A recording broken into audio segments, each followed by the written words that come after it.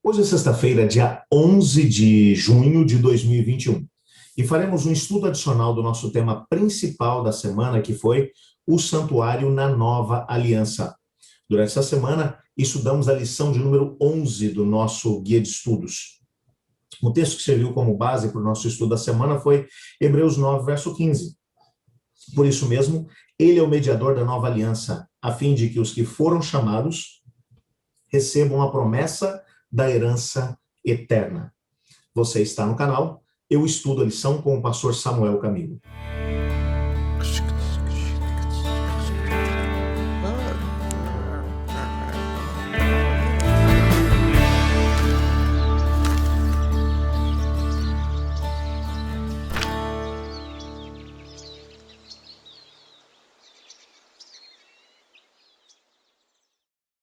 O nosso estudo dessa semana teve como principal objetivo mostrar como o santuário celestial, o ministério de Cristo no santuário celestial, havia sido prefigurado numa miniatura através do serviço do santuário terrestre. Quando olhamos para o momento em que o Senhor Deus, junto da Península do Sinai, chamou o Moisés e disse: Moisés, eu quero que vocês me façam um santuário, que eu quero morar junto com vocês. Nós vimos essa semana que haviam algumas razões pelas quais o Senhor Deus quis fazer isso. A primeira razão é porque ele queria se relacionar com o ser humano. Deus é um Deus relacional, por isso queria morar junto com o seu povo. Ele queria, ao mesmo tempo, que através do sistema de sacrifícios, o povo entendesse que sem derramamento de sangue não existe perdão de pecados. Ao mesmo tempo que eles entendessem que aqueles sacrifícios prefiguravam o sacrifício de Cristo em favor deles. Ao mesmo tempo, queria que eles entendessem que através do sacerdócio, ministrado tanto pelo sacerdote como pelo sumo sacerdote, uma faceta do ministério de Cristo Jesus, como intercessor da humanidade, estaria sendo demonstrada em miniatura. E, ao mesmo tempo, que eles tivessem um vislumbre do que aconteceria no santuário celestial, já que o santuário da terra foi construído de acordo com o modelo que foi mostrado a Moisés no monte. Moisés visualizou o santuário celestial e, de acordo com a miniatura, ele pôde construir o santuário que fez parte da história de Israel enquanto eles estavam pelo deserto e nos primeiros anos dentro da terra de Canaã. Depois esse santuário foi substituído pelo templo, mas dentro da mesma especificação, o pátio, o lugar santo e o lugar santíssimo. Tudo isso prefigurava um trabalho feito por Cristo Jesus. Eu achei muito interessante porque o nosso guia de estudos hoje trouxe um texto de Ellen White do livro Mensagens Escolhidas, volume 1, onde ela vai explicar um pouco alguns aspectos relacionados à razão pela qual Cristo Jesus teria que morrer pela humanidade. Quando Cristo Jesus foi apresentar diante dos anjos, logo depois que o pecado chegou aqui no nosso planeta, os anjos todos, no livro História da Redenção, Ellen White vai mencionar que os anjos todos olhavam quase que sem respirar para Adão e Eva no Jardim do Éden, esperando qual seria a reação deles. E quando Adão e Eva pecaram, eles ficaram indignados com aquela situação. O pai e o filho entraram em concílio, e enquanto discutiam as possibilidades, o plano da redenção já tinha sido feito, o plano da redenção, então, é desengavetado para que ele seja colocado em marcha.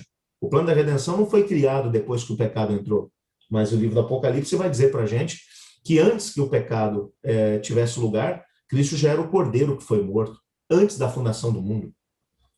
Portanto, o plano já tinha sido feito exatamente antes. Então, quando ele desengaveta o plano e ele conta para os anjos qual era o plano, diz que os anjos de Deus disseram: Senhor, permita-nos que nós vamos no seu lugar para poder morrer em favor da humanidade. E Jesus, então, explicou para os anjos que nem mesmo a morte de um querubim cobridor, do anjo mais poderoso que houvesse no universo, poderia resolver o problema do pecado. Somente aquele que tem vida em si mesmo poderia se responsabilizar por pagar o preço exigido pela transgressão do ser humano. Os anjos ficaram maravilhados com aquilo tudo. E eles perguntaram ao Senhor: Senhor, o que nós podemos fazer para poder ajudar nesse plano? E ele diz que cada anjo teria um papel a desempenhar como ministrador. Eles estariam subindo e descendo do céu para a terra para poderem ajudar a humanidade nesse processo, para protegê-los das artimanhas do inimigo e, ao mesmo tempo, para influenciá-los para o bem. todo o céu, portanto, foi colocado à disposição da humanidade para que a humanidade pudesse entender que o céu quer o melhor da humanidade pecadora destinada à morte eterna. É exatamente por isso que quando nós olhamos para a lição dessa semana, nós podemos compreender que Cristo, depois de ter desempenhado, de ter feito tudo o que ele precisava fazer para nos salvar como sacrifício, ele faz agora mediação por nós. Enquanto o preço foi pago há quase 2000 anos, olha a paciência que ele tem tido, enquanto tem resolvido todos os aspectos, para que no momento em que a sua obra no santuário celestial terminar, ele desça para poder buscar os seus filhos. Há um outro texto do livro Deserto das Nações, na página 357, que vai aparecer aqui hoje, que eu achei muito interessante, eu quero terminar minhas considerações com ele. Jesus continua: se vocês me confessarem diante das pessoas, eu os confessarei diante de Deus e dos santos anjos. Vocês devem ser minhas testemunhas na terra, canais por onde a minha graça possa fluir para curar o mundo. Assim serei o representante de vocês no céu. O Pai não vê o caráter falho, mas olha para vocês revestidos da minha perfeição. Sou o meio pelo qual a bênção do céu descerá sobre vocês. E todo aquele que me confessa partilhando o meu sacrifício pelos perdidos será declarado como participante da glória e alegria dos salvos. Nesse texto, a senhora White está falando aqui uma coisa que é para a gente parar e pensar um pouquinho. É claro que o preço pelos nossos pecados foi pago por Cristo Jesus na cruz do Calvário. Mas uma vez que nós tomamos posse desse sacrifício de Cristo e dos méritos de Cristo alcançados na cruz do Calvário, nós somos impelidos agora a oferecer, a abrir o caminho para que outros tenham esse conhecimento. Uma das maneiras que nós demonstramos na prática que realmente fomos alcançados pela graça de Cristo é essa preocupação com aqueles que estão à nossa volta. Nós nos tornamos canais através dos quais a graça de Deus flui para aqueles que ainda estão perdidos no pecado. Isso é fantástico. Eu gostaria de pedir a Deus para que fizesse de cada um de nós um canal como esse, para que a graça de Cristo alcance as pessoas da nossa casa, as pessoas do nosso entorno, os nossos vizinhos, as pessoas da nossa cidade, do nosso país, enfim, até que a última pessoa do planeta seja alcançada por ela. Ore comigo. Obrigado, Senhor Deus, porque a tua graça é maior do que nós podemos imaginar. Pedimos que o Senhor nos ajude a sermos canais através dos quais a sua graça chegue a cada pessoa do nosso planeta. Mas em nome de Jesus que oramos.